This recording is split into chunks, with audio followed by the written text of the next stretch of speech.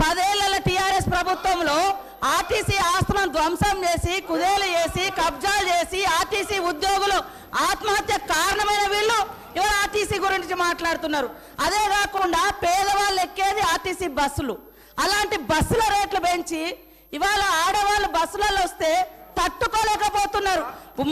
నేను ఒకటే సూటిగా అడుగుతున్నా, ఆర్టీసీ ఫ్రీ బస్ పెట్టొద్దా? ఇవాళ మీరు వ్యవసాయం చేయనటువంటి బీడు భూములకు లక్షాధికారులకు కోట్లాది రూపాయలకు వ్యవసాయం పేరుతోటి రైతు బంధు కట్టబెడితే ఏ పేదోళ్ళైనా రోడ్ల మీదకి వచ్చి మీ ఇళ్ళ ముంగర ధర్నా చేసిర్రా?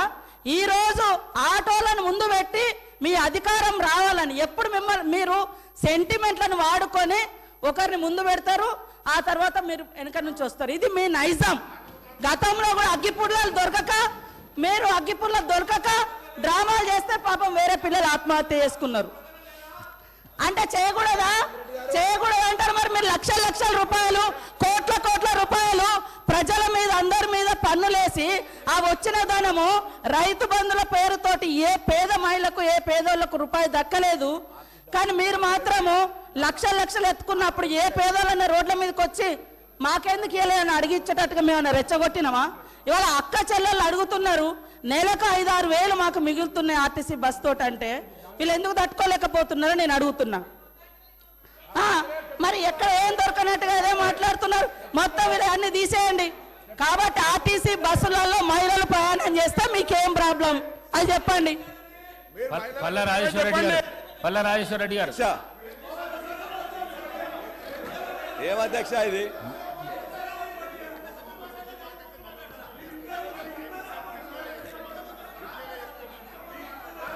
అధ్యక్ష,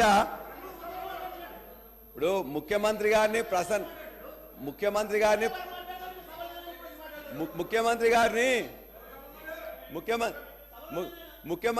ప్రసన్నం చేసుకోవడానికి మంత్రులు తాపత్రయపడుతున్నారు. పర్వాలేదు, చాలా పని మంచిగా చేయండి, పర్వాలేదు. అదే కదా మేము అడిగేది ఏంటంటే మేము చెప్పినాం. అధ్యక్ష, నేను ఒక్కరిని మాట్లాడుతుంటే 5 నిమిషాలు కూడా మీరు సమయం ముందే వాళ్ళందరూ మాట్లాడుతున్నారు. అధ్యక్ష, మంత్రులకు అవకాశం అధ్యక్ష ఒకటే హరీష్ రావు గారు, మీరు కూడా గత సీనియర్ సభ్యులు మేము మాట్లాడాలి. అధ్యక్ష ఒక్క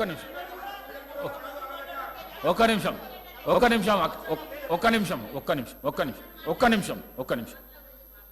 మీరు హరీష్ రావు గారు, మీరు కూడా ఈ హౌజ్లో సీనియర్ శాసనసభ్యులు, లెజిస్లేటివ్ అఫైర్స్ మినిస్టర్గా పనిచేసినారు.